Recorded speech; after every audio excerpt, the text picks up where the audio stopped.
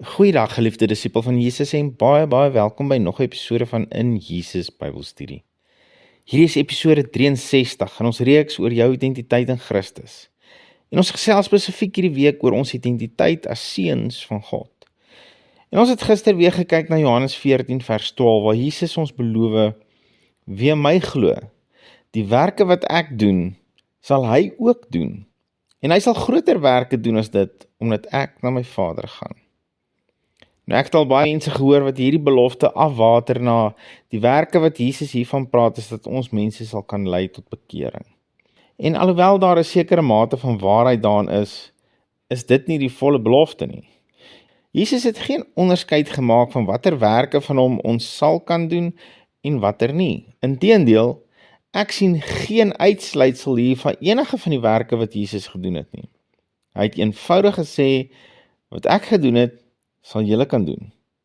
En Petrus kom in Handelinge 10 vers 38 en dan som hy Jesus se bediening so mooi op vir my met betrekking tot Jesus van Nasaret. Hoe God hom gesalf het met die Heilige Gees en met krag. Hy het die land deurgegaan, goed gedoen en almal genees wat onder die mag van die duiwel was, omdat God met hom was. Jesus het goed gedoen en almal genees. Goed gedoen en almal genees. En wat sê hy? Ons sal kan doen wat hy gedoen het. So ek en jy kan goed doen en almal genees. Onthou 1 Johannes 4 vers 17, want soos hy is, soos ons ook in hierdie wêreld. Ek en jy kan mense genees in die naam van Jesus. Hoekom? Want hy het so gesê. Hy het aan ons die mag en die autoriteit gegee om dit te doen. En nee, hy het nie gesê ons moet by hom kom pleit dat as dit sy wil is, en as hy tog net sal neerdaal en die persoon aanraak, en as hy net hier dit sal kom doen, en daar daai sal doen. Nee, hy het bloot gesê, ons sal alles kan doen wat hy gedoen het, en ek wil daarmee saam sê, soos hy dit gedoen het. Hoekom? Want ons is seuns van God, soos wat hy seun van God is. Kyk wat sê Jesus toe hy die 12 disipels uitgestuur het in Matteus 10. Vers 1 sê hy, en hy het sy 12 disipels na hom geroep en aan hulle mag gegee oor onrein geeste, om hulle uit te dryf en om elke siekte en elke kwaal te genees. Hier so baie ek moet konsentreer om by die punt te bly. Hier staan uitdruklik dat Jesus het aan sy 12 disipels, en onthou spesifiek dis disipels. Ons gaan net nou iets hieroor leer. Maar hy het aan hulle mag gegee. Waar kry hy die mag om aan hulle te gee? Ja, hy is die seun van God, die eersgeborene, en hy gee dit aan wie hy wil, sy opvolgers, sy broers, die medeseuns van God, ek en jy. Waarvoor was hierdie mag? Om onrein geeste uit te dryf, en sommige siektes en sommige kwale te genees, na die mate wat hulle vas en die Vader pleit en soebat en smeek en sy arm draai om iets te doen. Nee, dis nie wat hier staan nie, maar dis wat ons in die kerk doen vandag. Ons smeek en ons soebat en ons begin gebedskettinge en ons vas en ons pleit dat God asseblief tog net hierdie persoon sou kom aanraak, en dan probeer ons vreeslik heilig en nederig klink deur ons gebed af te sluit met, as dit u wil is. Dis nie wat hier staan nie. Hier staan dat Jesus aan hulle mag gegee het om elke siekte en elke kwaal te genees. Punt. Dit is God se wil om elke siekte en elke kwaal te genees. Nee, jy kan nie dit sê nie. Jy kan nie weet of God wil genees of nie. Soms los hy maar iemand siek om hulle iets te leer. Jy mag dalk so dink. En jy mag dalk stories in jou eie lewe hê om jou denkwyse te staaf. Maar jy gaan sukkel om dit vir my uit die woord te wys. Hier sê Jesus, die afskynsel van God se heerlikheid en die afdruksel van sy wese, gaan maak elke siekte en elke kwaal gesond.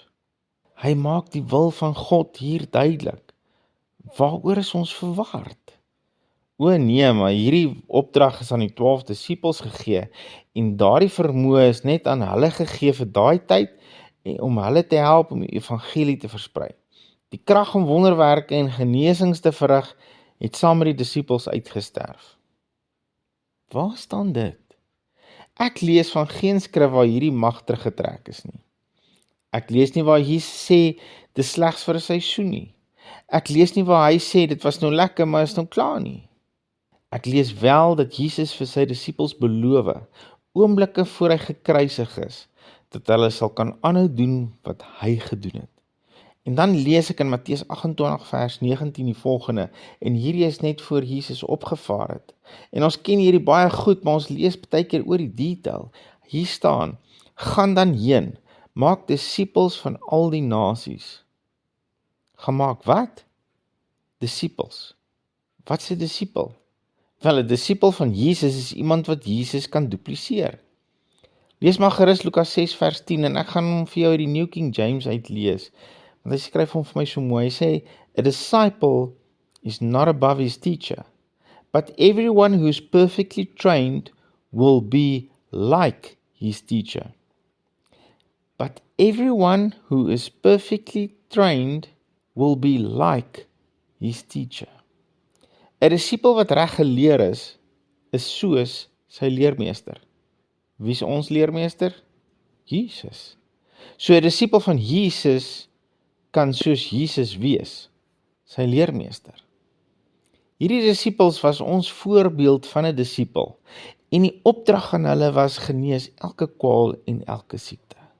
Hulle kon selfs dooies opwek, en aan hulle is die opdrag gegee om nog disipels te gaan maak, soos hulle.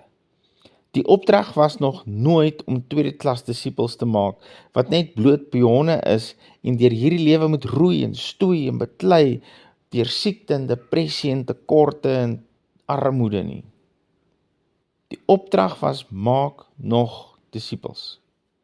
Ek lees net weer vir ons die volle opdrag in Matteus 28:19.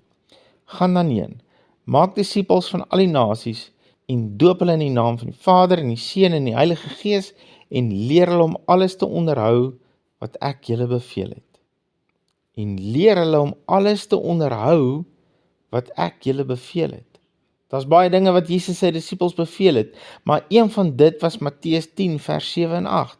En gaan preek en sê, die koninkryk van die hemel het naby gekom. Maak siekes gesond, reinig melaatses, wek dooies op, dryf duiwels uit, julle het dit verniet ontvang, verniet moet julle dit gee. As ons reken, ons is disippels van Jesus, dan is hierdie opdrag vir ons. En as hierdie opdrag vir ons is, dan is ons mos toegerus daarvoor. Hier staan immers, julle het dit verniet ontvang, so dis 'n geskenk. Wat doen jy om 'n geskenk te ontvang? Niks. Jy maak hom eenvoudig oop en ontvang dit. Geliefde disipel van Jesus, ek sê tyd uit vir vandag, maar ek wil jou die versekering uit die woord van God gee. Dit is God se wil dat elke mens gesond sal wees. Want deur Jesus se wonde het daar vir ons genesing gekom. Jesaja 53 vers 5 en 1 Petrus 2 vers 24. Jesus het jou toegerus om dit te kan doen. In Jesus het jy die krag en die mag en die autoriteit. Jy het dit reeds ontvang. Dit is 'n geskenk. Gaan dan eenvoudig heen, maak siekes gesond, reinig melaatses, wek dooies op, dryf duiwels uit. Julle het dit verniet ontvang, verniet moet julle dit gee. Doen wat 'n disipel gestuur is om te doen. Kom ons bid net. Here Jesus, hier is 'n groot woord. En dis so dwars teenoor dit wat ons gewoond is om te hoor. My gebed is dat U Gees hierdie waarheid in ons harte sal openbaar, dat U woord vir ons sal oopmaak, dat ons geestelike oë sal hê om te kan sien wat U vir ons sê, en ontvanklike harte, 'n goeie grond, dat U woord, die saad van U woord, sal kan posvat en wortel skiet en groei en 30, 60, 100voudige oes oplewer in ons lewens. Here, dat ons sal begin spreek en siekes begin gesond maak in die naam van Jesus. Dankie Here. Amen. Geliefde van Jesus, dis kardinaal, hou jou oog op Jesus en jou neus in sy woord. Shalom.